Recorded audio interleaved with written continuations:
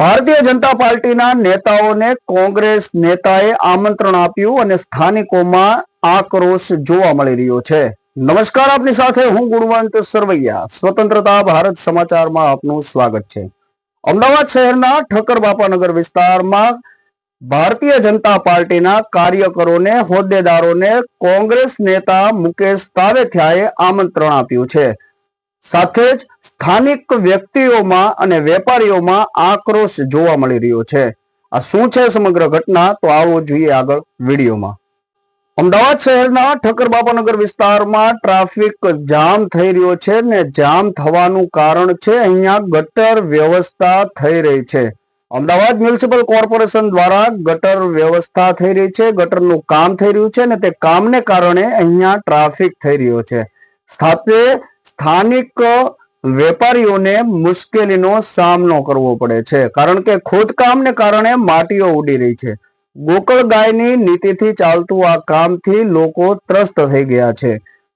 જ્યારે સ્થાનિક વ્યક્તિએ કહ્યું છે કે વારંવાર અમે અમદાવાદ મ્યુનિસિપલ કોર્પોરેશન, ધારાસભ્ય, કાઉન્સિલરોને રજૂઆત કરવા છતાં કોઈ જ પણ પ્રકારનું કામ ઉતાવળમાં થતું નથી, જેથી અમે હવે ત્રસ્ત થઈ ગયા છે। જો કે આ બાબતે કોંગ્રેસ નેતા મુકેશ તાવેથિયાએ પણ નારાજગી વ્યક્ત કરી હતી। મારું નામ મુકેશ તાવેથિયા છે। હું સામાજિક કાર્યકર અને ઠક્કરનગર વોર્ડનો પૂર્વ કોંગ્રેસના પ્રમુખ તરીકે પણ રહી ચૂક્યો છું।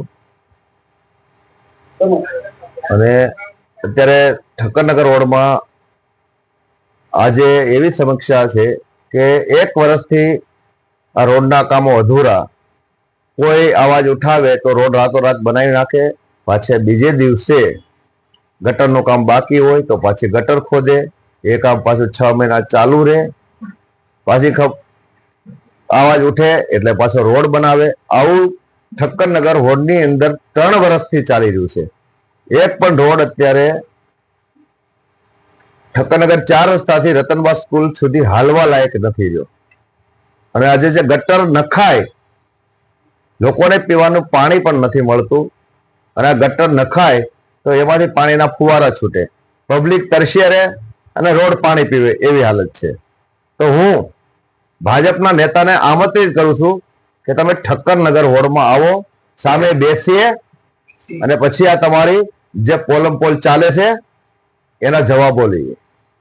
ચેમ્બર્સ છે કે ચેમ્બર્સ ઉપર રોડ છે એ ખબર નથી, અને પબ્લિકની સમસ્યા વધતી જાય છે। નાગરિકોને તકલીફ એ છે કે ત્યાં આ ખાડા ખોદીને આ લોકોએ મૂકી દીધા છે, તો આનો નિકાલ કઈ આવતો નથી। ત્યાંની ધૂળ ડમરી ઉડે છે અને બધાને શરદી ઉધરસના થઈ ગઈ છે। રજૂઆત બધા કોઈ જગ્યાએ બાકી જ નથી રાખી। ડીવાયએમસી ને કરી, ટીડીઓ ને કરી, કંચનબેન ને કરી, કોર્પોરેટર ને કરી, હર્ષાબેન ગુજ્જર ને કરી,